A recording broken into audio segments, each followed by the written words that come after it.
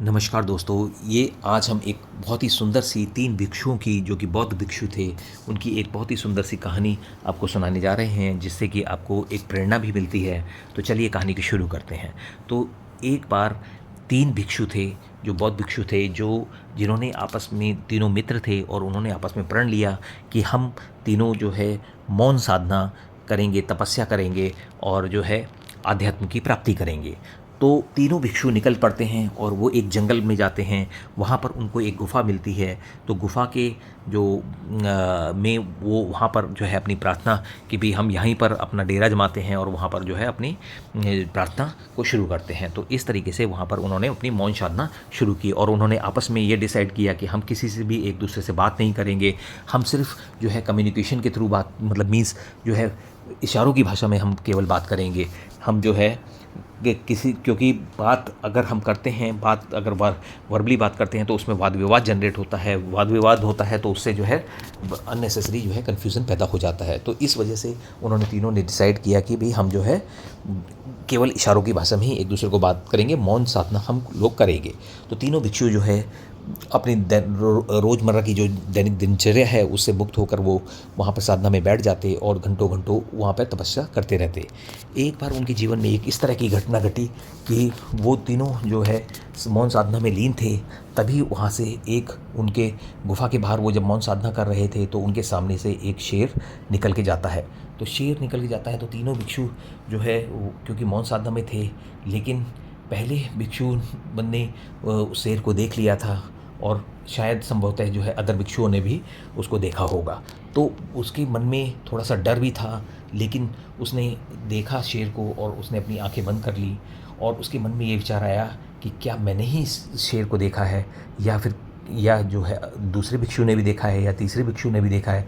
यही विचार जो है दूसरे भिक्षु के माइंड में भी आया, लेकिन उन्होंने किसी को भी कुछ आपस में एक दूसरे से कम्युनिकेट नहीं किया और जो तीनों भिक्षु जो है साधना में लीन हो गए। फिर उसके बाद क्या होता है कि जैसे जैसे धीरे धीरे 1 साल बीत जाता है, पहले भिक्षु के माइंड में ये बात घूमती रहती है कि क्या शेर मैंने ही देखा था, दूसरे भिक्षु ने नहीं देखा था, या फिर तो इस तरह का कन्फ्यूजन 1 साल तक उसको जो है मन में यही व्यर्थ की बात जो है उसके माइंड में घूमती रही और उसकी जो है साधना डिस्टर्ब हुई। तब उसने 1 साल के बाद दूसरे भिक्षु से उससे रहा नहीं गया पहले भिक्षु से, तो उसने दूसरे भिक्षु से पूछा कि क्या तुमने भी शेर को देखा था? मैंने शेर को देखा था जो गुफा के बाहर से गया था। तो दूसरा भिक्षु ने उसको इशारा किया मौन साधना का कि हम लोग मौन साधना में लीन हैं।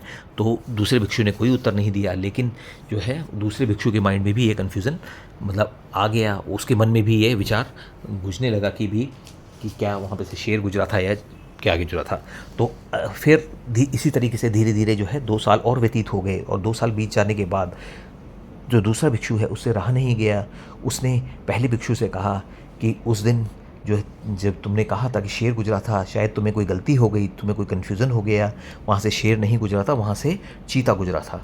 लेकिन इसी तरीके से जो है अब पहले भिक्षु और दूसरे भिक्षु के बीच में वाद विवाद होने लग गया और वो अपनी जो मौन साधना को भूल गए। अब दोनों भिक्षु इंतज़ार करने लगे कि तीसरा भिक्षु जो है उसकी किसी न किसी एक की बात पे सहमति जताए कि शेर था या चीता था, लेकिन तीसरे भिक्षु ने उस पर ध्यान नहीं दिया और वो फिर पुनः जो है मौन साधना में लीन हो गया। उसके बाद उसने जो है उसको इसी तरीके से 3 साल और बीत गए और 3 साल बीतने के बाद जो है उसने तीसरा भिक्षु जो है उसने पहले दोनों भिक्षुओं को बोला कि तुम लोग बेवकूफ़ हो, तुम लोग जो है मूर्ख हो, तुम्हें क्या मतलब कि कौन हमारे यहाँ से शेर गुजरा था या चीता गुजरा था, तुमने जो है मेरी साधना के जो है 6 साल बेकार में वेस्ट कर दिए कि इसी कन्फ्यूज़न में कि अननेसेसरी की बातों में व्यर्थ।